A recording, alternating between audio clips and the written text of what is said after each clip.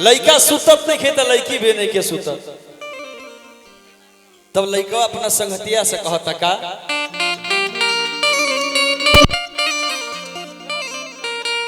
सुत के पलंगवा पे वीडियो कॉल पे जागल रहे।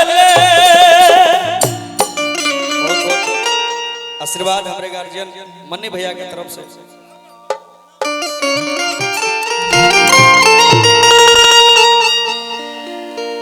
सुत के पलंगवा पे वीडियो कॉल पे जागल रहे। एगो पगली हमारा प्यार में पागल रहे।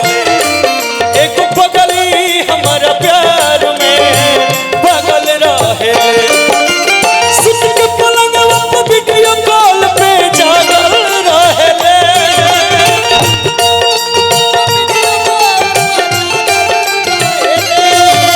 सुत के पलंगवा पे वीडियो कॉल पे जागल रहे।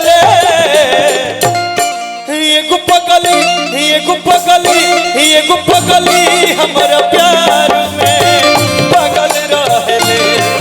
एगो पगली हमारा प्यार में पागल रहे।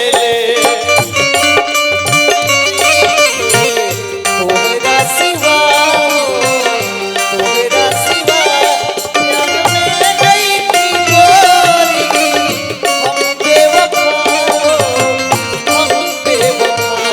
चाहे बतिया माना चाहे ना हो। गई थी गोरी हम बेवफा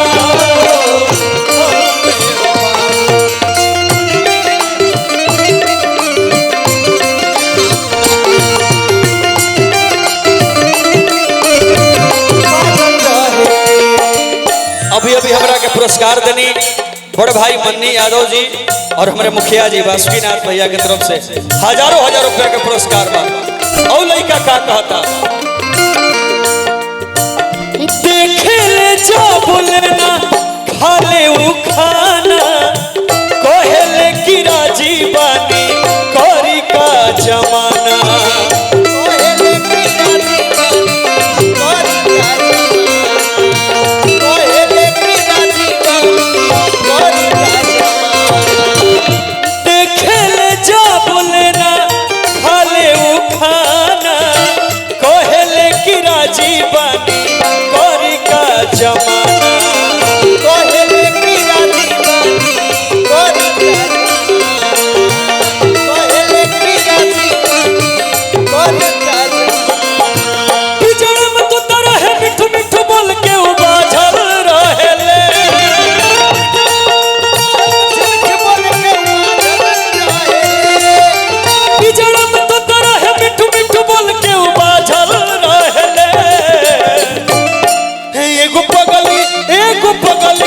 एगो पगली हमारा प्यार में पागल रहे।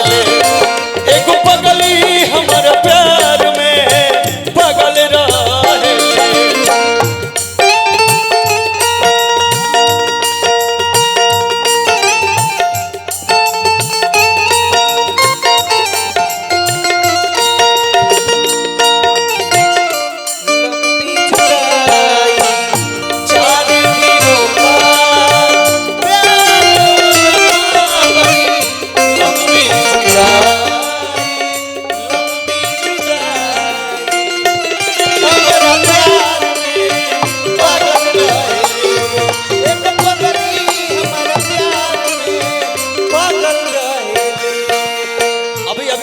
पुरस्कार देनी गार्जियन हमार बड़ भाई लोरिक यादव भैया जेकर प्यार ए दीपक के हमेशा मिलत रहेला भैया।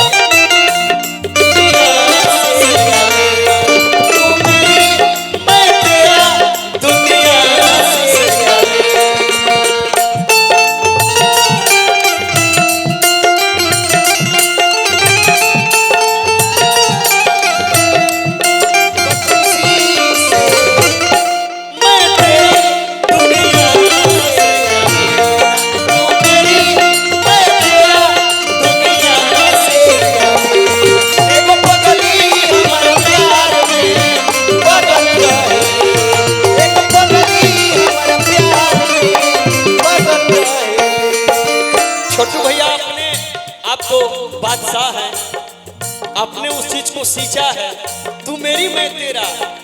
लेकिन बड़े भाई बैठे हैं तो मुझे एक धुन याद आ रहा है। दिल देता है रो रो दुहाई, किसी से कोई प्यार न करे। दिल देता है रो रो दुहाई, किसी से कोई प्यार न करे, किसी से कोई प्यार न करे, किसी से कोई प्यार न करे। बड़ी महंगी जुदाई, किसी से कोई प्यार न करे। देता है रो रो दुआई, किसी से कोई प्यार न करे। एगो पगली हमर प्यार में पागल रहे, एगो पगली हमर प्यार में पागल रहे। अभी अभी पुरस्कार हमरा के देनी लोरिक यादव भैया, पौलोगी रही, आशीर्वाद के कम न रही। लड़का अंत में कहता का, देखे गुलाब पर पूछ कैले रहे, हाथवा में हाथ उठी पके धैले रहे।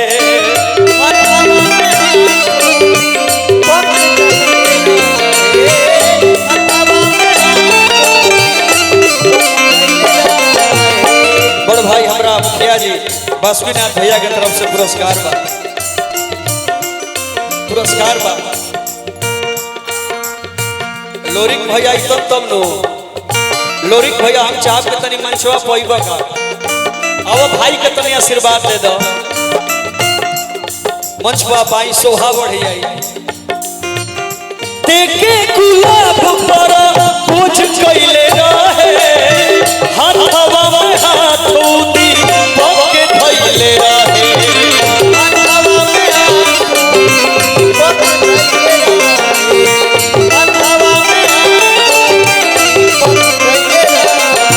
बबुआ भुवन से मिले खातिर पागल रहेले,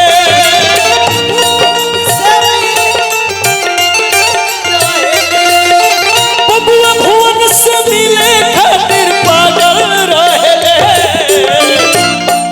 एगो पगली, एगो पगली, एगो पगली हमारा प्यार में पागल रहेले, एगो पगली हमारा प्यार में पागल रहेले, एगो पगली हमारा प्यार में पागल रहेले, एगो पगली हमारा प्यार में पागल रहेले, एगो पगली हमारा प्यार में पागल रहेले।